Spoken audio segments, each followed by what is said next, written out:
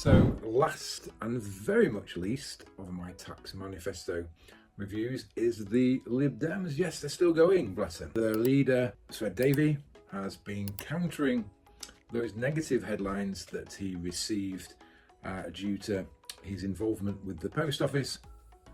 Seems to have countered that with lots of photo shoots around him falling out of canoes, going to water parks, and generally being humiliated on things like assault courses, a most unusual type of medieval self-flagellation.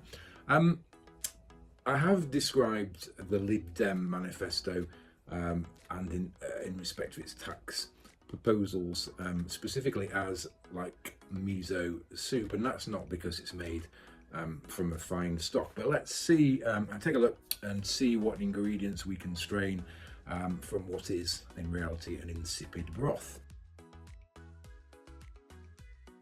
So if we look at income tax, firstly the Lib Dems show themselves to be crusaders against fiscal drag.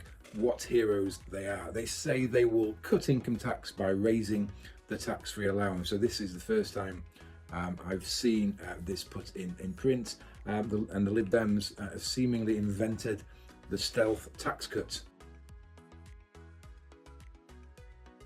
So if we look at corporate tax, there's a recurring theme across a number of the manifestos regarding the reversal of the banking surcharge. The Lib Dems have also subscribed to this revenue raiser. After all, who on earth likes the banks?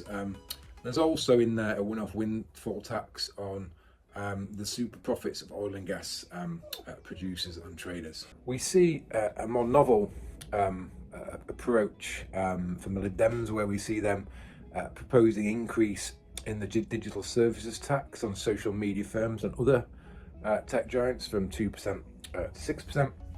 This apes a recent suggestion by the father of Molly Russell, the teenager who tragically took her own life after online bullying, and he proposed a windfall tax on those social media providers based on their digital pollution.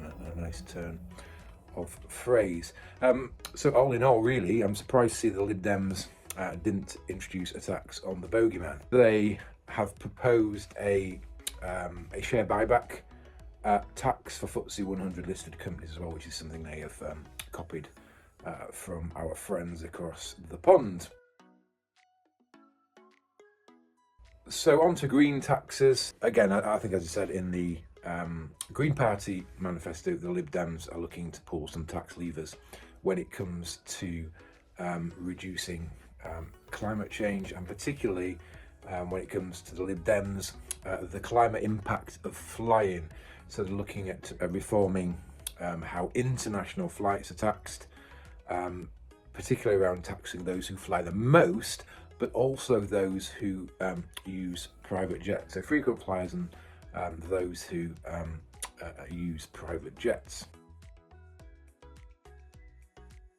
When it comes to tax avoidance and other monkey business, of course, the Lib Dems will give HMRC the resources it needs to properly tackle tax avoidance and evasion. You know, we need to nurture that magic money tree so that we can crack down on tax avoidance and evasion when we need to find some money down the back of the sofa. In conclusion, the Lib Dem manifesto are all a bit meh, really. I like the idea around the abolition of the loan charge, and I think there's some nice little proposals there regarding modernising employment rights.